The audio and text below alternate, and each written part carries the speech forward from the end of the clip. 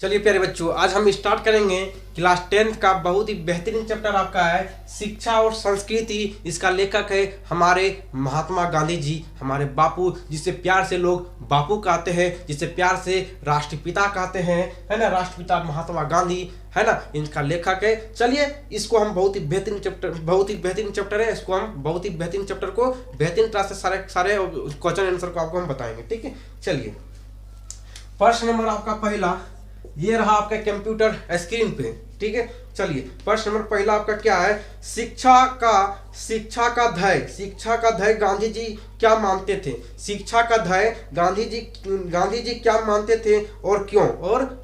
तो इसका आंसर सुनिएगा। शिक्षा का ध्येय गांधी जी चरित्र निर्माण करना मानते थे। उनके विचार से शिक्षा के माध्यम से मनुष्य साहस, बल, सदाचार जैसे गुणों का विकास होना चाहिए, क्योंकि चरित्र निर्माण होने से सामाजिक उत्थान स्वयं होगा। साहसी और सदाचार व्यक्ति के हाथों में समाज के संगठन का काम आसानी से सौंपा जा सकता है, ठीक है। चलिए प्यारे बच्चों, ये रहा आपका सेकंड नंबर प्रश्न कंप्यूटर स्क्रीन पे, ठीक है। कंप्यूटर स्क्रीन पे आपको दिख गया होगा सेकंड नंबर प्रश्न।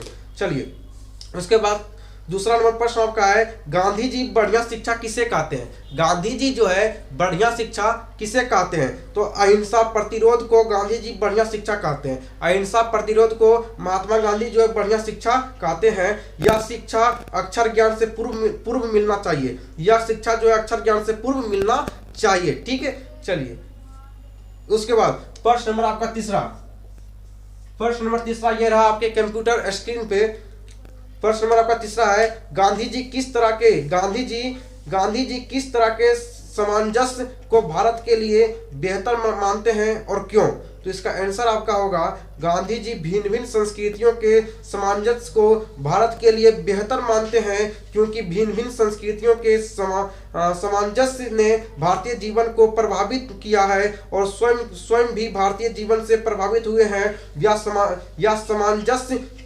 सामंजस्य कुदरती तौर पर स्वदेशी ढंग का होगा, जिसमें प्रत्येक संस्कृति के लिए अपना उचित स्थान सुरक्षित होगा। चलिए प्यारे बच्चों, ये आपका तीसरा नंबर प्रश्न था। तीसरा नंबर प्रश्न भी आपको बता दिया गया है। प्रश्न नंबर चौथा ये रहा आपके कंप्यूटर स्क्रीन पे। चलिए प्रश्न नंबर आपका चौथा है, गांधी जी के अनुसार शिक्षा का जरूरी अंग क्या होना चाहिए। गांधी जी के अनुसार शिक्षा का जरूरी अंग क्या होना चाहिए। तो उत्तर आपका क्या होगा। तो उत्तर आपका होगा, गांधी जी के अनुसार शिक्षा का जरूरी अंग यह होना चाहिए कि बालक जीवन संग्राम में प्रेम से घृणा को, सत्य से असत्य को और कष्ट सहन से अहिंसा को आसानी के साथ जितना सीखे, ठीक है। यह आपका प्रश्न नंबर चौथा था।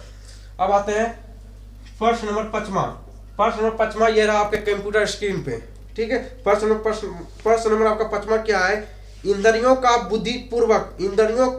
बुद्धिपूर्वक उपयोग सीखना क्यों जरूरी है। कहने मतलब यह है अपने इंद्रियों को बुद्धिपूर्वक, है ना, बुद्धिपूर्वक जो है इसे उपयोग करना क्यों जरूरी है, ठीक है। तो इंद्रियों का बुद्धिपूर्वक उपयोग उसी बुद्धि के विकास का जल्द से जल्द और उत्तम तरीका है, ठीक है। चलिए प्रश्न नंबर 6 ये रहा आपके कंप्यूटर स्क्रीन पे। क्या है, मस्तिष्क और आत्मा का उच्चतम विकास कैसे संभव है। मस्तिष्क और आत्मा का उच्चतम विकास कैसे संभव है। तो इसका आंसर होगा, शिक्षा का प्रारंभ इस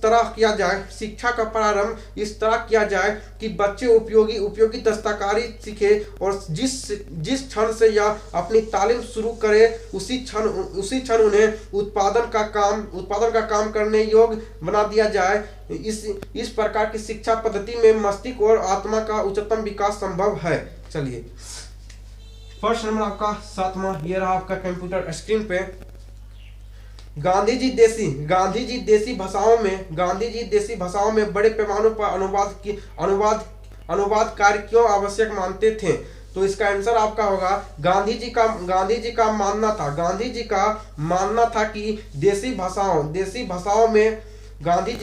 था कि देसी भाषाओं में अनुवाद के माध्यम से किसी भी भाषा के विचारों को तथा ज्ञान को आसानी से ग्रहण किया जा सकता है। अंग्रेजी या संसार का अन्य भाषाओं में जो ज्ञान भंडार पड़ा है उसे अपनी ही मातृभाषा के द्वारा प्राप्त करना सरल है। सभी भाषाओं में ग्राम ज्ञान के लिए अनुवाद की कला परम आवश्यक है, अतः इसकी आवश्यकता बड़े पैमानों पर है।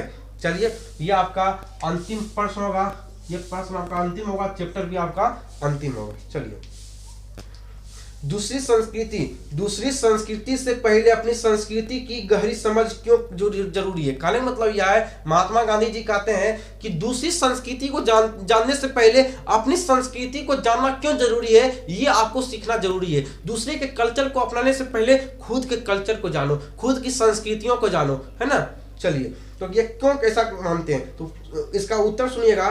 दूसरी संस्कृतियों की समझ और कद्र स्वयं अपनी संस्कृतियों की कद्र होने और उसे हजम कर लेने के बाद होनी चाहिए, पहले हरगिज नहीं। क्योंकि संस्कृति इतने रत्न भंडार से भरी हुई नहीं है जितनी हमारी अपनी संस्कृति है। सर्वप्रथम हमें अपनी संस्कृति को जानकर उसमें निहित बातों का अपनाना होगा। इससे चरित्र निर्माण होगा जो संसार की अन्य संस्कृतियों से कुछ सीखने की क्षमता प्रदान करेगा।